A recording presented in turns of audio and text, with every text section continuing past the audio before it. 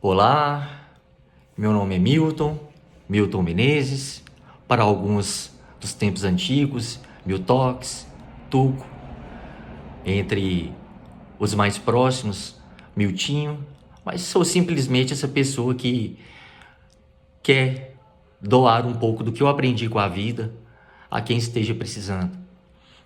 Hoje eu não vou falar sobre direito, não vou falar sobre leis, não vou falar sobre português e redação, não vou dar aulas, mas eu vou falar sobre algo que eu adiei muitos anos da minha vida e nunca disse para o mundo essas coisas, porque eu tinha simplesmente medo do julgamento, medo do que eu iria ter de feedback sobre isso, medo de ser ridicularizado, de ser julgado. Então muitas vezes eu tive medo da minha própria história, de contá-la ao mundo. Mas se existe uma coisa pior do que contar uma história difícil, é passar a vida inteira da gente escondendo quem nós realmente somos. Mas hoje eu resolvi abrir essa porta. Não que minha vida esteja perfeita, mas que eu pensei e percebi que isso também pode ser um ato de liberdade. E que esse vídeo, se ele estiver chegando até você, se ele estiver chegando até alguém que também precise dessa libertação, talvez eu já tenha cumprido o meu propósito. Quando as pessoas olham para uma história como a minha, muitas vezes imaginam que tudo foi sofrimento. Mas não foi. Eu tive uma infância boa, eu tive uma infância simples, cercada de carinho, cercada de família, dos meus primos, dos vizinhos que praticamente viviam uma vida igual à minha. Naquela rua, ninguém tinha muito. Na Candico Neiva, que leva o nome do meu avô. Mas todo mundo tinha algo para dividir. E isso fazia diferença. Minha mãe era professora. E talvez sem perceber, foi ela que me ensinou, que me apresentou um ambiente que mudaria completamente a minha vida. Enquanto muitas crianças iam para casa depois da aula, eu continuava ali. Parte do meu dia acontecia acompanhando minha mãe na escola que ela trabalhava. A outra parte acontecia na minha própria escola. E hoje, olhando para trás, eu acho que nasci professor antes mesmo de saber o que era isso.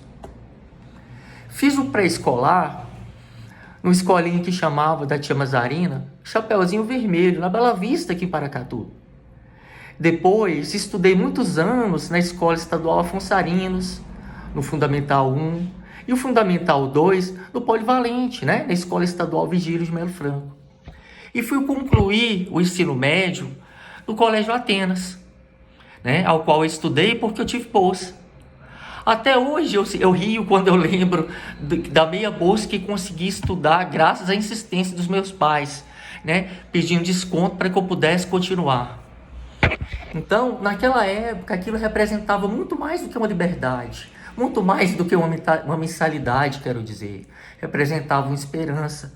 Enquanto muitas pessoas brincavam, enquanto muitas crianças estavam ali brincando, eu também brincava. Mas havia uma brincadeira que eu amava mais do que qualquer outra, que era desenhar. E também eu passava horas e horas nas bibliotecas, pegava livros emprestados, minha mãe trazia livros da escola para mim, e eu lia tudo que eu podia. Meu tio, Moisés, também tinha uma biblioteca grande em casa, e eu passava até parte do dia lendo os livros até em cima do telhado, tomando sol, acredite, para ninguém ver que eu estava lendo, que as pessoas até me ironizavam, porque ao invés de eu estar brincando ou na rua aprontando, eu estava dentro de casa lendo, Mas ali eu aprendi a conhecer grandes obras da literatura brasileira, romances clássicos, e foi assim que, sem perceber, comecei a fazer amizade com pessoas que jamais conheceriam o meu nome. Machado de Assis, José de Alencar, Graciliano Ramos, Carlos Drummond de Andrade, Guimarães Rosa. Eu gosto de dizer que eles nunca souberam que eu existi, mas eu cresci tendo todos eles como professores. Foi lindo que eu descobri que as palavras tinham força. Elas podiam ensinar, consolar, transformar. E sem perceber, eu comecei a aprender a escrever. Quem me conhece sabe que eu sempre gostei de escrever. E dizem que até hoje eu tenho uma letra bonita. E meus alunos sabem, eu tenho letra de professor. Minha letra até parece da minha irmã, da minha mãe, que também são professoras. Eu confesso que eu sempre gostei de caprichar. Na adolescência, eu comecei a fazer trabalhos escolares, trabalhos acadêmicos para outras pessoas. Até para as pessoas que já estavam em faculdade, eu digitava, escrevia, resumia, e com isso aprendi a desenvolver a escrita, aprendi a fazer artigos. Não era apenas porque eu gostava de escrever, mas era porque eu precisava, e eu tinha esse dom, eu aprendi a fazer isso. O dinheiro que eu conseguia com isso me ajudava a comprar minhas coisas que meus pais não podiam me dar. Eu também a pagar inscrições das provas, custear vestibulares, tá? E continuar estudando.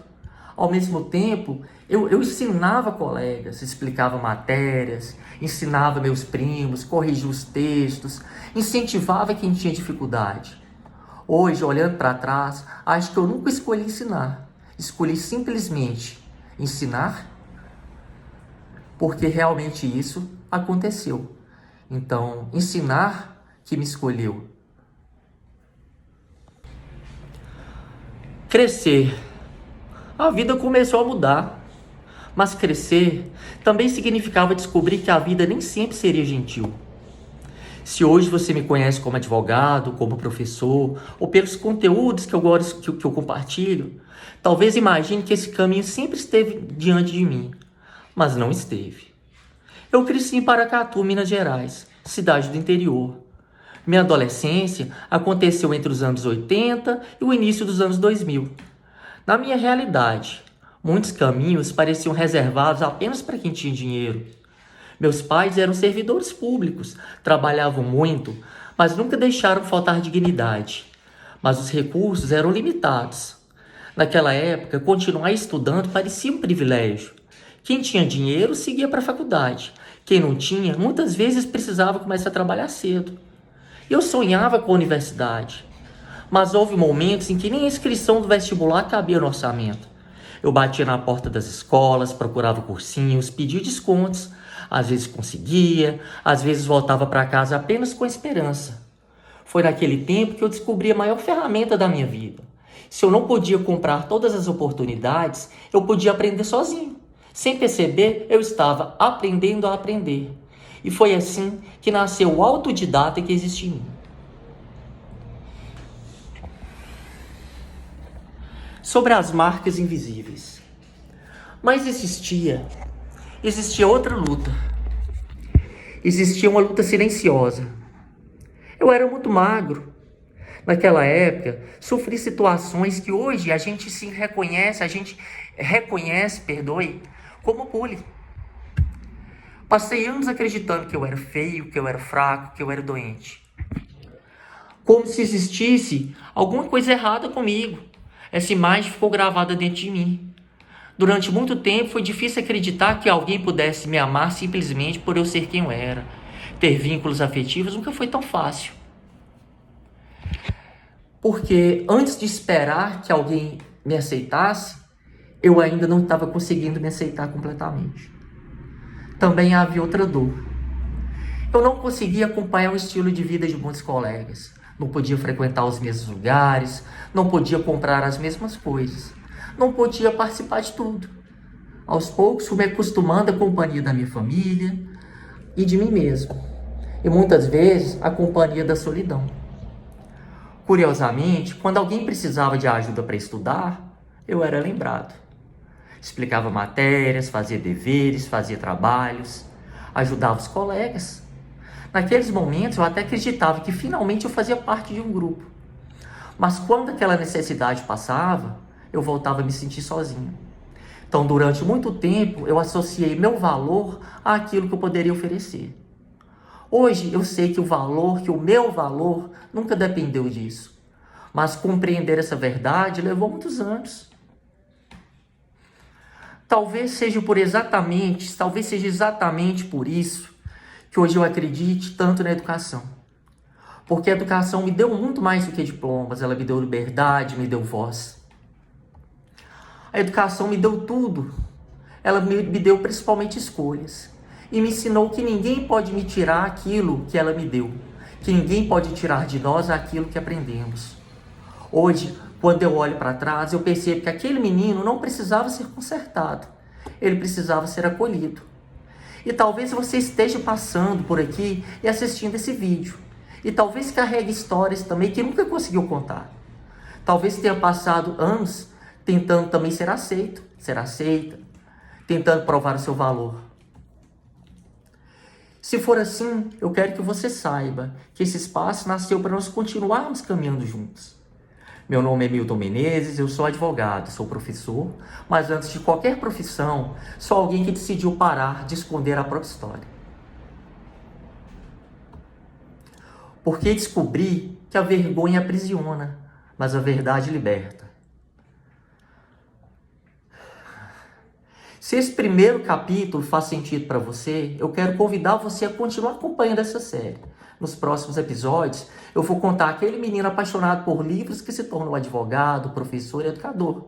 E porque mesmo depois de tantas conquistas, eu precisei reaprender a viver. Mesmo de tantas coisas que eu aprendi, eu precisei reaprender. Eu precisei parar e reaprender a ser alguém novamente na vida. E você vai entender com isso. E talvez isso também ajude você. Obrigado por estar aqui. Nos vemos nos próximos capítulos. Abraços.